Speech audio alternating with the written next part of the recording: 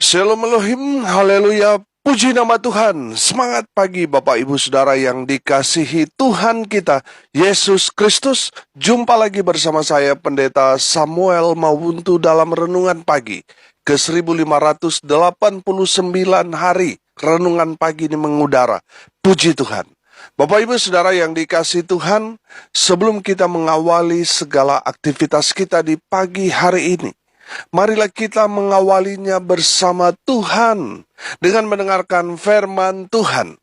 Sebelum kita membaca, mendengarkan, dan merenungkan firman Tuhan hari ini, mari kita minta pimpinan Roh Kudus. Kita berdoa.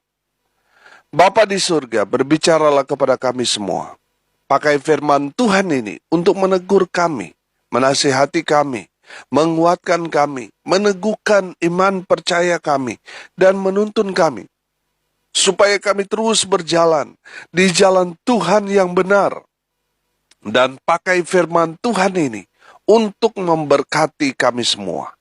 Di dalam nama Tuhan Yesus, yang adalah firman Allah yang hidup, kami berdoa. Amin. Haleluya. Mari buka Alkitab kita dalam kitab 1 Samuel pasal 8 ayat 4 sampai ayat 10. 1 Samuel pasal 8 ayat 4 sampai ayat 10. Demikian firman Tuhan. Sebab itu berkumpullah semua tua-tua Israel.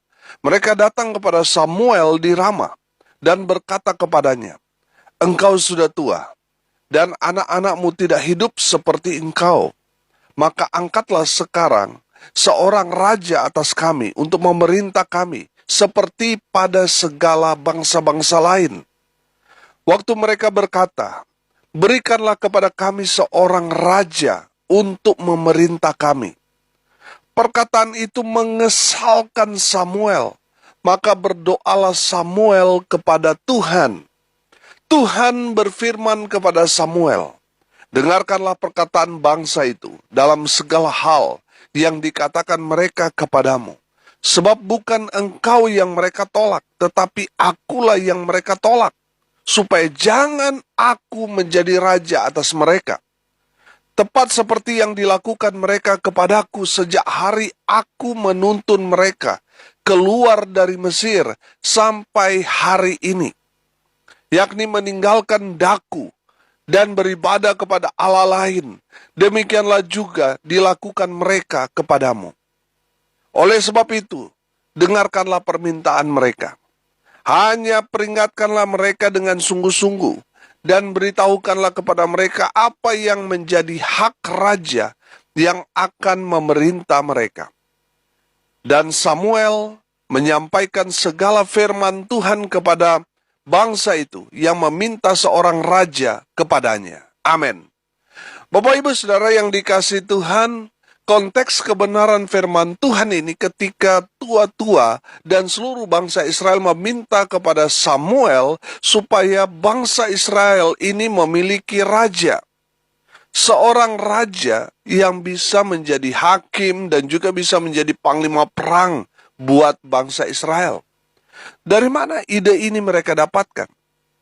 Bangsa Israel melihat bahwa musuh-musuh Israel itu dipimpin oleh seorang raja. Sedangkan mereka, bangsa Israel, tidak punya raja. Inilah alasan yang menggerakkan bangsa Israel untuk meminta supaya Israel juga dipimpin oleh seorang raja bagi mereka. Bapak Ibu Saudara yang dikasihi Tuhan, permintaan mereka membuat hati Samuel marah kepada mereka. Di ayat 6 berkata, "Berikanlah kepada kami seorang raja untuk memerintah kami."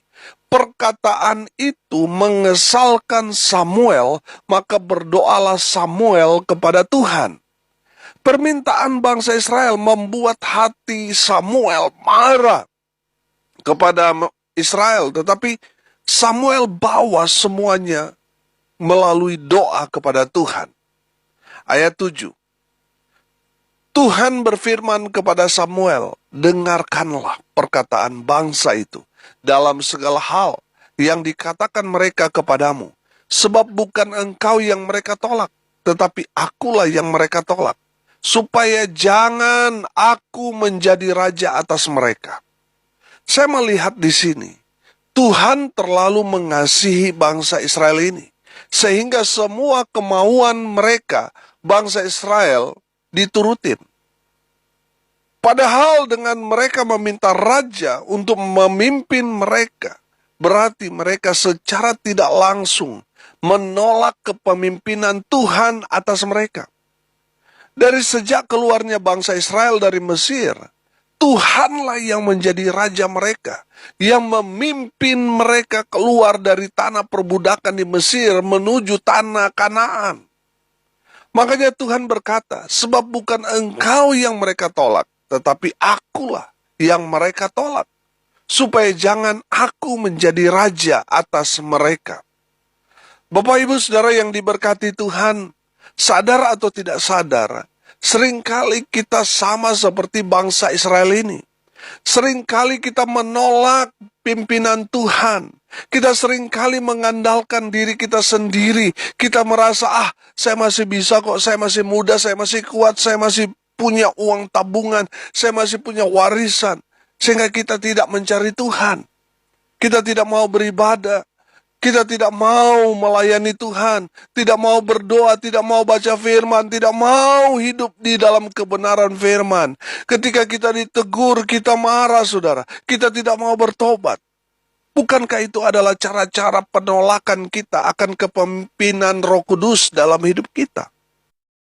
Ya, ketika kita tidak datang mencari Tuhan, ketika kita menolak ketika ditegur firman Tuhan, bukankah itu sama seperti bangsa Israel yang menolak dipimpin oleh Tuhan? Saudara yang dikasihi Tuhan, kalau saudara mendengar firman Tuhan ini, bertobatlah. Bertobatlah. Karena apa? Karena penolakan kepada Tuhan itu menyakiti hati Tuhan. Saudara pastinya tahu akibatnya kalau kita menyakiti hati Tuhan. Kita memancing murka Tuhan. Saudara yang dikasihi Tuhan, saya mau tanya sama saudara. Saudara pernah nggak ditolak? Saudara melamar pekerjaan ditolak. Cinta saudara ditolak. Permintaan saudara ditolak dan sebagainya. Saudara, bagaimana rasanya ketika saudara ditolak? Pasti saudara jengkel, marah, jadi satu. Wah, komplit saudara. Akhirnya meledak jadi emosi, betul? Apalagi yang menolak saudara adalah orang yang dulu saudara pernah bantu, pernah saudara tolong, tapi ternyata dia menolak saudara. Saya mau tanya, bagaimana perasaan saudara ketika saudara ditolak? Apakah saudara senang, bahagia, atau bagaimana? Saya percaya saudara pasti marah, jengkel, sakit hati, betul? Kalau begitu, saudara bisa merasakan betapa sakit hatinya saudara ketika saudara ditolak. Terlebih lagi saudara, dengan Tuhan. Ketika bangsa Israel menolak Tuhan menjadi raja di dalam kehidupan mereka, itu menyakiti hati Tuhan, saudara. Saudara yang dikasihi Tuhan, tadi saya katakan, seringkali tanpa sadar kita menolak Tuhan dengan cara apa? Ketika firman Tuhan disampaikan oleh hamba Tuhan, kita nggak fokus, kita tidak mau mendengar, kita keluar ketika firman Tuhan disampaikan. Nanti sudah selesai baru kita masuk. Kita main HP di saat firman Tuhan disampaikan. Kita tidak melakukan firman Tuhan itu. Padahal firman Tuhan itu merupakan perintah teguran, tetapi kita tidak melakukannya. Bukankah itu adalah bentuk penolakan kita kepada Tuhan? Bertobat saudaraku, bertobat. Amin. Bapak Ibu Saudara yang dikasihi Tuhan, ketika kita ditegur firman Tuhan, contoh, perihal pengampunan. Firman Tuhan berbicara kepada kita untuk mengampuni orang yang telah berbuat jahat kepada kita. Tetapi kita masih menolak untuk mengampuni. Oh, tidak mau Pak Pendeta, soalnya orang itu sudah sungguh-sungguh terlalu. Sampai mati, saya tidak akan ampuni dia Pak Pendeta. Padahal jelas Tuhan mau saudara mengampuni dia. Tetapi saudara tidak mau mengampuni dia, berarti saudara menolak firman Tuhan. Itu sama artinya Bangsa Israel menolak kepemimpinan Tuhan sebagai raja bagi mereka. Saudara yang dikasihi Tuhan, itu perbuatan yang menyakiti hati Tuhan. Bangsa Israel itu mau ganti sistem pemerintahan dari sistem teokrasi, yaitu pemerintahan di bawah kuasa Tuhan, kepada sistem monarki atau sistem kerajaan yang dimana rajanya adalah manusia. Saudara yang dikasihi Tuhan, saya melihat di sini Tuhan sangat panjang sabar melihat kelakuan bangsa Israel ini. Karena kasihnya kepada bangsa Israel ini, Tuhan menuruti maunya mereka. Tapi ada akibatnya, ada konsekuensinya. Di dalam ayat 10 sampai ayat 18. Mereka harus memenuhi hak raja, di mana raja berhak mengambil anak mereka laki-laki untuk menjadi prajuritnya. Raja juga berhak untuk mengambil anak mereka perempuan untuk bekerja di kerajaan, untuk jadi tukang masak, tukang kebun, dan lain sebagainya. Hasil bumi mereka harus diberikan kepada raja 1/10 dari hasil bumi mereka. Kambing domba mereka harus diambil dan dipersembahkan 1/10 kepada raja. Budak-budak mereka diserahkan kepada raja. Itulah syarat kalau mereka mau seorang raja yang memimpin mereka. Tadinya saudara, mereka berkumpul bersama-sama keluarga, bahagia menikmati hasil kebun mereka. Tetapi karena kebodohan mereka yang menginginkan seorang raja untuk memimpin mereka, mereka pun harus rela terpisah dengan keluarga mereka, dengan anak-anak mereka. Mereka juga harus rela berkorban, mempersembahkan apa yang menjadi hak raja, raja pilihan mereka. Saudara dengar baik, saya melihat bangsa Israel ini hanya ingin seperti dengan bangsa-bangsa lain. Supaya sama seperti bangsa-bangsa lain yang memiliki raja, mereka juga menginginkan hal yang serupa. Saudara yang dikasihi Tuhan, jangan mau sama dengan dunia ini. Firman Tuhan berkata, jangan hidup seperti orang-orang yang tidak mengenal Allah. Kita harus berbeda dengan orang-orang dunia. Jangan sampai kita yang terpengaruh oleh dunia, kitalah yang harus mempengaruhi dunia ini. Amin. Saudara yang dikasihi Tuhan, kalau kita menjadikan Tuhan Raja di dalam kehidupan kita, saya percaya hidupmu pasti akan diberkati. Keluargamu pasti akan hidup bahagia. Karena saudara menjadikan Tuhan Raja di dalam kehidupan saudara. Berbeda kalau manusia yang menjadi raja, yang memimpin saudara. Saya kasih contoh. Misalnya, suami, ibu-ibu yang menjadi raja di tengah-tengah keluarga saudara. Di mana istri dan anak harus melayani suami saudara, karena saudara menempatkan suami saudara menjadi raja di tengah keluarga saudara. Saya percaya anak istri pasti menderita, tersiksa batin, dan saya percaya keluarga itu tidak akan bahagia. Kenapa? Karena manusia yang menjadi raja di tengah-tengah kehidupan mereka. Saudara, berbeda tentunya kalau Tuhan yang menjadi raja. Amin. Kalau Tuhan yang menjadi raja dalam hidup kita, pasti hidup kita bahagia, damai sejahtera, dan menikmati berkat-berkat dari Tuhan. Haleluya. Bapak Ibu Saudara yang dikasihi Tuhan, setelah Samuel memaparkan semua konsekuensi dari pilihan mereka, ayat 19 sampai ayat 22. Tetapi bangsa itu menolak mendengarkan perkataan Samuel dan mereka berkata, tidak, harus ada raja atas kami.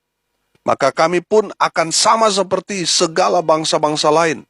Raja kami akan menghakimi kami dan memimpin kami dalam perang.